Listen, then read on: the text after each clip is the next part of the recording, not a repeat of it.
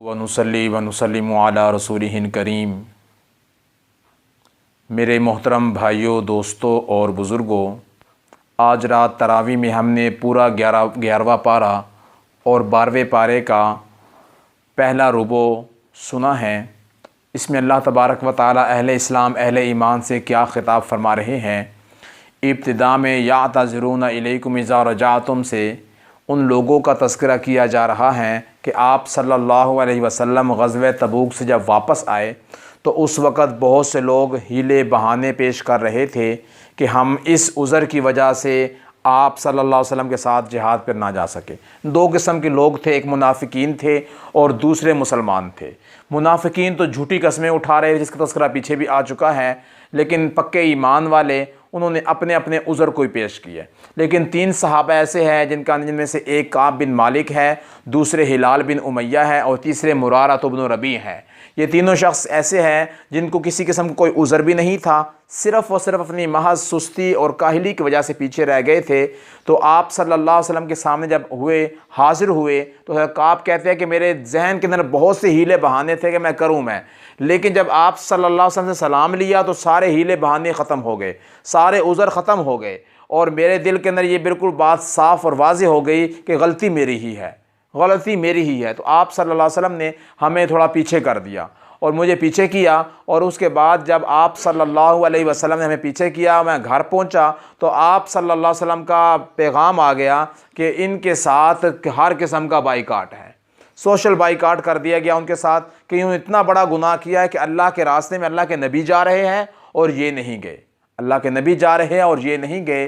तो बहरहाल इस वजह से 3 सहाबा थे, ये काब बिन मालिक और मुरारा बिन रबी और हिलाल बिन उमैया। 40 दिन तक इनके साथ ये बाइकाट का मामला रहा और उसके बाद 40 दिन के बाद हुक्म आया कि अपनी बीवियों से अलहदगी इख्तियार कर लो। तो उन्होंने कहा अपनी बीवी को तलाक दे दे। फिर मैं तलाक नहीं देनी, इनसे अलहदगी इख्तियार करो। फिर 10 दिन और बढ़ गए, जब 50 दिन के बाद इनके लिए बरात का ऐलान नाजिल हुआ और अल्लाह तबारक व तआला ने इनकी तौबा को कबूल कर लिया। और हुज़ूर सल्लल्लाहु अलैहि वसल्लम ने फरमाया, काब जब से तुम अपनी माँ के पेट से पैदा हुए हो उस वक़्त से लेके आज तक कोई दिन तुम्हारी ज़िंदगी के अंदर इससे बेहतरीन नहीं है कि जो आज का दिन है, कि अल्लाह ने तुम्हारी बरात के बारे में कुरान नाजिल कर दिया और सुबह क़यामत तक लोग कुरान पढ़ते रहेंगे और तुम्हारा तज़किरा पढ़ते रहेंगे, तुम्हारी तौबा का तज़किरा करते रहेंगे, पढ़ते रहेंगे। तो ये 3 सहाबा में ज़ुबान का तज़किरा है जो सच्ची तौबा करने वाले थे और सच्ची तौबा अल्लाह ने इनकी कबूल भी कर ली और अल्लाह तबारक व तआला इनको बहुत बड़ी आजमाइश के अंदर से गुजारा और इनके लिए बड़ा इम्तिहान था ये। आगे अल्लाह तबारक व तआला ने इस सूरत मुबारक के आखिर में फरमाया, लक़द जाअकुम रसूलुम मिन अनफुसिकुम अज़ीज़ुन अलैहि मा अनित्तुम हरीसुन अलैकुम बिल मुमिनीन रऊफ़ुर रहीम। नबी सल्लल्लाहु अलैहि वसल्लम तुम्हारे पास आए हैं जो तुम ही में से है और आप सल्लल्लाहु अलैहि वसल्लम पर बहुत ही वो चीज़ बड़ी गरां गुजरती है जो चीज़ तुमको मुशक्क़त में डालने वाली है। हर चीज़ से आप सल्लल्लाहु अलैहि वसल्लम परेशान होते हैं कहीं तुम्हारे ऊपर कोई मुशक्क़त ना आ जाए। तो मालूम यह हुआ कि आप सल्लल्लाहु अलैहि वसल्लम उम्मत के ऊपर इंतहाई शफीक थे। अल्लाह ने अपने 2 नामों में से 2 नाम हुजूर को अता फरमा दिए, रऊफ़ुर रहीम। ये रऊफ़ुर रहीम है। तो जिस तरह अल्लाह ने अपने लिए इस्तेमाल किया, अल्लाह के अपने नबी के लिए इस्तेमाल किया। आगे फरमाया, फ़इन तवल्लौ फ़कुल हस्बी अल्लाह ला इलाहा इल्ला हुवा अलैहि तवक्कलतु व हुवा रब्बुल अर्शिल अज़ीम। ये ऐसी आयत मुबारक हैं जो तमाम तकलीफ़ को दूर करने के लिए बड़ी मौसर है।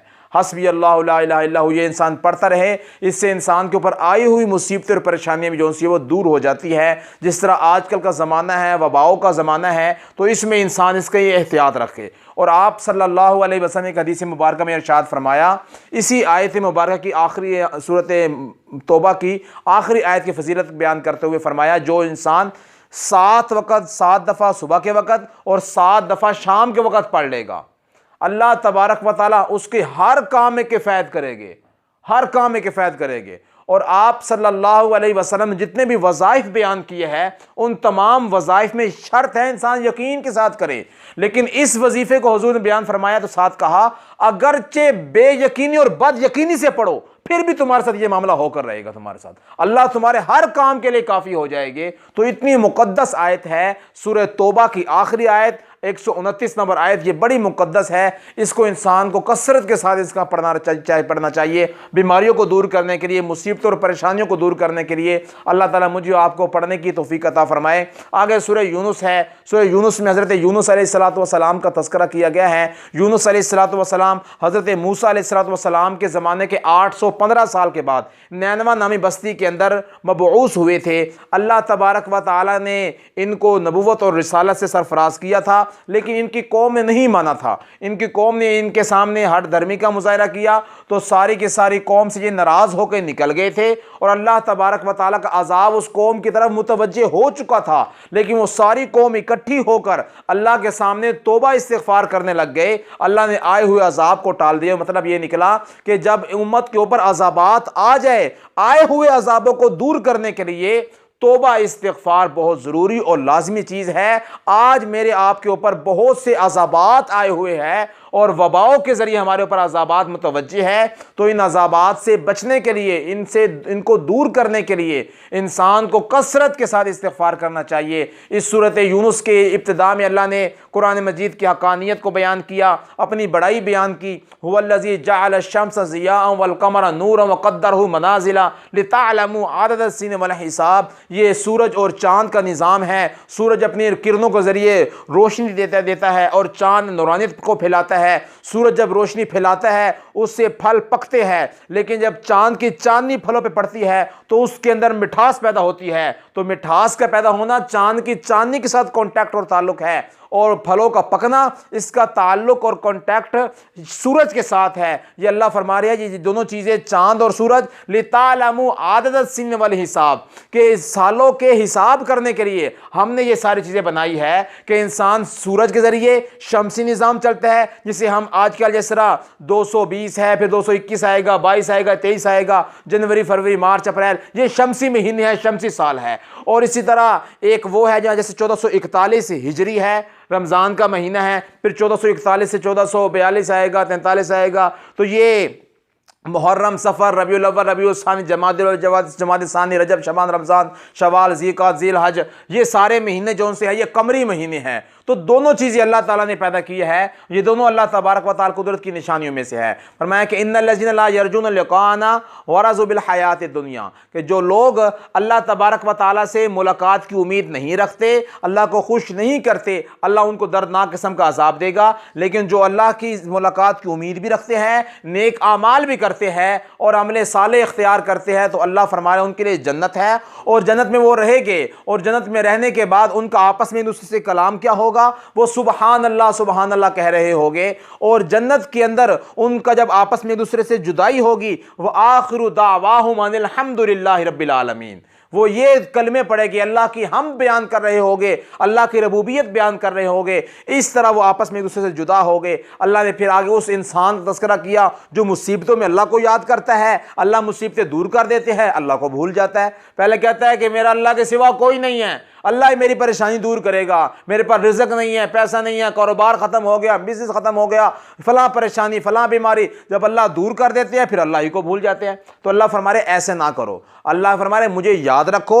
अल्लाह ने अपनी याद को बरकरार रखने के लिए अगली आयात मुबारका में बड़ी कसरत के साथ अपनी बड़ाई बयान की। आसमान, ज़मीन, सूरज, चाँद, सितारों को तज़किरा किया और सारी मखलूक़ात का तज़किरा किया। ये सब कुछ हमारी पैदा की हुई चीज़ें हैं, ये सारी की सारी कुदरत की अजाइबात ये हमारी पैदा की हुई चीज़ें हैं। आगे चल के अल्लाह तबारक व तआला ने इस सूरत मुबारका के अंदर दुनिया की हकारत को बयान करते फरमाया मता अल हयात दुनिया, ये दुनिया की ज़िंदगी तो एक मता है, आर्जी सामान का एक ज़रिया है और इसकी हकीकत कोई नहीं है। एक लुग़त के बहुत बड़े इमाम थे जिनको इस मता के लफ्ज़ का माना समझ नहीं आ रहा था और वो इस माने को समझने के लिए दूर दराज के सफ़र किए, लेकिन उनको इसका हकीकत समझ ना आई।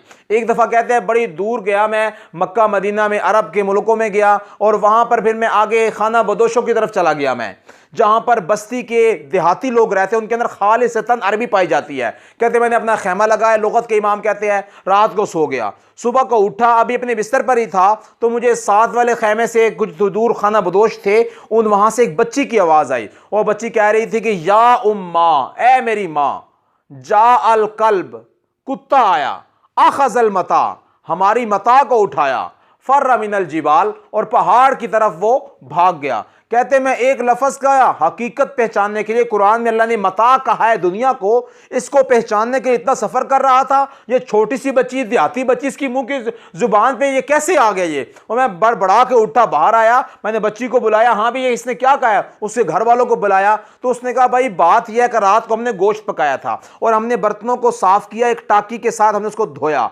और उन्हें हड्डियां फेंक दी और गोश्त खा लिया, साफ कर दिया। बर्तन धो के पीछे हमने अपने खेमों के पिछली साइड पे वो टाकी रखी हुई थी जिससे हमने बर्तनों को साफ किया।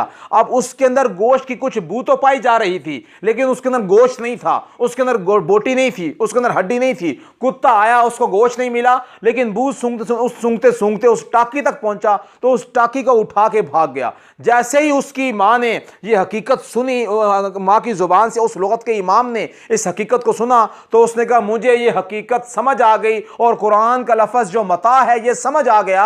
अल्लाह ने इसको दुनिया को मता इसलिए कहा है, इसमें फायदों की हकीकत नहीं है, फायदों की बू पाई जा रही है, आर्जी नफे पाए जा रहे हैं। हकीकत तो अल्लाह ताला इंसान को जन्नत में अता फरमाएंगे। तो ये माना मुझे समझ में आ गया मता से, जिसमें नफे की बू तो है लेकिन हकीकी नफा इसके अंदर नहीं है। आगे चल के अल्लाह ने कुरान की हकानियत को बयान करते हुए फरमाया या अय्युहन्नास कद जाअतकुम मौइज़तुम मिन रब्बिकुम व शिफ़ाउन लिमा फ़िस सुदूर। ये नसीहत है सारी इंसानियत के लिए। यहां इंसानियत का खिताब फरमाया, ईमान वालों के लिए नहीं। ईमान वाले भी हैं इसमें शामिल और सारे इंसान शामिल है। बहुत से ऐसे वाकयात आपको किताबों में मिल जाएंगे कि काफिर थे, यहूदी थे, अंग्रेज थे, सिख थे, कुरान को पढ़ा, कुरान को देखा, कुरान को सीखा, कुरान को समझा, अल्लाह ने तबारक व तआला उनको ईमान की तौफीक अता फरमा दी। ये अल्लाह तबारक व तआला की कुरान की नसीहत अमेज़ होने की एक दलील है। और आगे फरमाया व शिफ़ाउन लिमा फ़िस सुदूर, दिलों की शिफा करने वाला है, उसको उस दिलों को साफ करने वाली चीज़ें, हसद, बुग़्ज़, कीना, अदावत, आपस की नफ़रतें, ये सारा कुछ दूर करने के लिए अल्लाह ने ये किताब कुरान मजीद को नाजिल किया है। आगे अल्लाह तबारक व तआला ने हज़रत नूह अलैहिस्सलातु वस्सलाम का भी तज़किरा किया, हज़रत मूसा अलैहिस्सलातु वस्सलाम का तज़किरा भी किया। मूसा अलैहिस्सलातु वस्सलाम का तज़किरा किया कि फ़िरऔन उनके मुकाबले में आया, फ़िरऔन को हलाक और बर्बाद किया। लेकिन यहां पर एक नई बात अल्लाह ने यह बयान फरमाया फल यौमा नुनज्जीका बिबदनिका लितकूना लिमन खल्फक आया। हमने उसके बदन को निजात दी, क़यामत तक बाकी रखा हमने उसके बदन को। क्यों? इसलिए कि इसके बाद में आने वाले लोग इससे इबरत हासिल करें। यह था जो कहता था आना रब्बुकुमुल आला, मैं सारे रबों में बड़ा रब हूं, और अल्लाह ने इसका अंजाम ये देख लो, ये देख लो। इसलिए कि जब समंदर के अंदर बहरे कुल्ज़ुम में उसको गोते आ रहे थे, उस वक़्त समंदर ने भी उसको ऐसे निकाल के बाहर फेंक दिया कि मैं भी इस गलीज और गंदे जिस्म को जो रबूबियत का दावा करने वाला अपने अंदर बर्दाश्त नहीं कर सकता, मैं बर्दाश्त नहीं कर सकता। उसने बाहर फेंक दिया। मिस्र के अजायब घर के अंदर आज भी ये बंदा मौजूद है और इसकी जोन से है डिम्मी पड़ी हुई है वहां पर, और वहां पर आप इसकी हकीकत देखेंगे, इसके मुंह के ऊपर लानतें बरस रही है, इसके ऊपर लानतें बरस रही है। और अजायब घर को चलाने वाले लोग कहते हैं कि हम हर साल के अंदर 1 या 2 दफा खोलते हैं और चूहों को छोड़ते हैं, इसका जिस्म बढ़ता भी है, इसका जिस्म, और वो चूहे इसका जिस्म खाते हैं। तो अल्लाह ने दुनिया के अंदर इबरत का निशान बना दिया कि जो अल्लाह की रबूबियत के ऊपर डाका डालने की कोशिश करेगा, अल्लाह उसको अंजाम ये करके दिखाएंगे। अल्लाह ने तबारक व तआला खुद दिखला दिया। आगे अल्लाह ने फरमाया फला काशिफ़ लहू इल्ला हू, जिसको अल्लाह ताला तकलीफ पहुंचाए और कोई उसको राहत की तरफ नहीं लेके जा सकता, और जिसको अल्लाह राहत पहुंचाए उसको कोई तकलीफ की तरफ पहुंचा सकता नहीं है।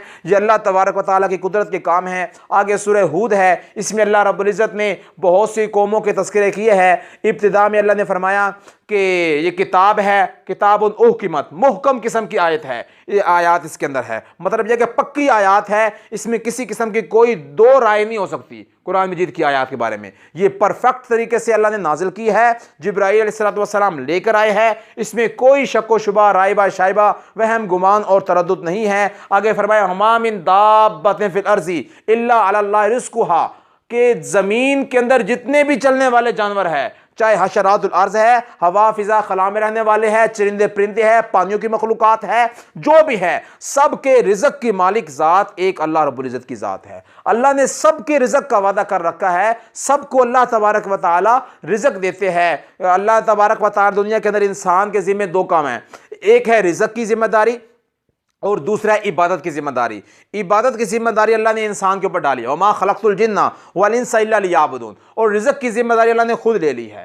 इन्नल्लाह हुवा रज़्ज़ाक़ु ज़ुल क़ुव्वतिल मतीन। अल्लाह फरमाते राज़िक मैं हूँ, रिज़्क़ मैं दूंगा, तुम अपना काम करते रहो, मैं अपना काम करता रहूंगा। आज इंसान कहता है कि मैं अल्लाह के काम में शरीक हो जाऊं, रिज़्क़ के पीछे भागता रहूं, इबादत को छोड़ दूं। तो अल्लाह तबारक व तआला को छोड़ के, अल्लाह ने जो ड्यूटी लगाई है इबादत, उसको छोड़ के इंसान रिज़्क़ की तरफ भागता है, ना रिज़्क़ मिलता है ना इबादत की तौफीक मिलती है। तो दोनों चीज़ों से इंसान जो है आरी हो जाता है, दोनों चीज़ों से हाथ धो बैठता है। आगे हज़रत नूह अलैहिस्सलातु वस्सलाम का अल्लाह ने तज़किरा फरमाया कि हज़रत नूह अलैहिस्सलातु वस्सलाम अल्लाह के नबी थे और नूह अलैहिस्सलातु वस्सलाम ने अल्लाह के हुक्म के एक कश्ती बनाई थी जो अल्लाह ने फरमाया तैयार करने का हुक्म दिया था। और उस कश्ती के तैयार करने के बाद अल्लाह ने फरमाया अजाब आने वाला है, इसकी तैयारी कर लो और अपने अहलो अयाल को इसके अंदर बिठा लो। जो ईमान वाले 80 या 82 लोग ईमान लेकर आए थे 950 साल तबलीग करने के नतीजे में, मैं उनको भी यहाँ अंदर बिठा लो। तो लेकिन जिस वक्त अपने बेटे को कहा किनान को, तो बेटे ने इनकार कर दिया। उसने कहा सआवी इला जबली यासिमुनी मिनल मा, मैं एक पहाड़ के ऊपर पनाह पकड़ लूंगा, पानी से बच जाऊंगा, पानी से बचना कोई मुश्किल नहीं है। तो नूह अलैहिस्सलाम ने बारहा समझाया कि ये पानी आम पानी नहीं है, ये पानी जौन सा है ये तो अल्लाह का अजाब बन के आ रहा है। जिस वक्त वो पानी शुरू हुआ, फिर जमीन के हर सुराख से पानी आया, दरख्तों के हर सुराख से पानी आया, आसमान से पानी बरसा, हर जगह से पत्थरों से पहाड़ों से पानी आया और हर चीज को तहस नहस करके रख दिया। ये अल्लाह तबारक व तआला की तरफ से अजाब था जो इंसानियत की तरफ मुतवज्जे हुआ, सारी खलकत को, सारी इंसानियत को साफ करके रख दिया। 80 या 82 लोग सिर्फ बच गए। ये अल्लाह तबारक व तआला ने अजाब की झलक बतलाई है और फरमाया कीला या नूह बित, मैं कि हज़रत नूह अलैहिस्सलाम को बाद में हुक्म दिया कि आप उतरिए, आप अमन के साथ, सलामती के साथ। अब यहाँ पर पीछे एक आयत मुबारक आई है वकीला या अर्जुबलाई मा की व या समाउ अक़लिई वगीज़ल माउ व कुज़ियल अम्र वस्तवत अलल जूदी वकीला बौदिल कौमिज़ ज़ालिमीन। ये आयत मुबारक वकीला या अर्जुबलाई मा की व या समाउ अक़लिई, ये कुरान मजीद की सबसे ज़्यादा फसीह और बलीग आयत मुबारक है। इससे बढ़कर और कोई फसाहत और बलागत वाली आयत नहीं है। ये आयत मुबारक ऐसी है जिसके अंदर लुगत की और फसाहत और बलागत की तकरीबन 31 किस्में पाई जाती है। एक आयत के अंदर 31 किस्में पाई जाती है। ये फसाहत और बलागत के एतबार से कुरान के सबसे आला किस्म की आयत मुबारक है। उलमा ने लिखा है कि एक बहुत बड़ा फसीह और बलीग इंसान था, उसको अरब के लोगों ने तैयार किया था कि तुम हमारे इस किताब कुरान के मुकाबले में जो है वो तुम कोई किताब लिखो। उसने कहा 1 साल पूरा मुझे चाहिए और मेरे साथ कोई बात ना करे, मेरे घर वालों की सारी फिक्र मेरे ऊपर से ख़त्म हो जाए और मेरे लिए खाने पीने का इंतज़ाम हो। सारा 1 साल में उसने चंद वर्के तैयार किए, चंद वर्के तैयार किए जो कुरान के मुमासिल थे। बाज़ किताब में उसका नाम इब्ने मुकफ़ा आया है। तो बहरहाल बड़ा फसीह बलीग इंसान था। 2-4 वर्के उसने तैयार किए, पूरा साल मेहनत करके जहन लड़ा के अपना, जिस वक्त उससे बाहर निकला साल के बाद अभी उसने पेश नहीं किया वो वर्के, अभी अपने लोगों के सामने, काफरों के सामने पेश नहीं किया अभी तक। तो अब बाहर निकला, कोई बाल शल कटाने के लिए कोई जा रहा था वहां से रास्ते से, तो एक घर के पास से गुजरा, अंदर एक बच्ची तिलावत कर रही थी कुरान की और कुरान की यही आयत पढ़ रही थी वकीला या अर्जुबलाई मा आकी व या समाउ अक़लिई वक़ीज़ल वक़ुज़ियल अम्र वस्तवत अलल जूदी वक़ीला बौदिल कौमिज़ ज़ालिमीन। जब ये आयत मुबारक उसने सुनी तो उसके पाँव के नीचे से ज़मीन निकल गई। फसीह और बलीग तो पहले ही बहुत था, जब उसने इसके ऊपर गौर किया कि ये थोड़े से कलिमात है और इन थोड़े से कलिमात में एक आयत के अंदर 30 या 31 किस्मों को अल्लाह ने कैसे बंद कर दिया फसाद और बलागत के, उसके पाँव के नीचे जमीन निकल गई। उनका मैं क्या इसका मुकाबला कर सकता हूं, रोजे क़यामत तक इसका मुकाबला नहीं कर सकता। अल्लाह ने कुरान में चैलेंज दिया था, एक सूरत नहीं ला सकते, 10 सूरतें नहीं ला सकते, इस जैसी किताब नहीं ला सकते, इस जैसी एक बात नहीं ला सकते। तो फौरन वहां से वापस गया, उसने बाल अपने नहीं कटाए, जो 10 वर्के उसने तैयार किए थे, 5-10 वर्के, उनको फाड़ दिया उनको। उसने कहा कुरान का कोई मुमासिल नहीं है, इस जैसी कोई एक किताब एक बात नहीं ला सकते। तो अल्लाह का कुरान सच्चा है, इसकी कोई मिसल और मिसाल नहीं ला सकता। तो ये कुरान मजीद की फसीह और बलीग आयत है। आगे अल्लाह तबारक व तआला हज़रत हूद अलैहिस्सलाम का तज़किरा करेंगे और अंबिया का तज़किरा करेंगे। अल्लाह तबारक व तआला मुझे और आपको समझने की, सही तरीके से अमल करने की तौफीक अता फरमाए। व आखिरु दावाना अनिल हम्दुलिल्लाहि रब्बिल आलमीन।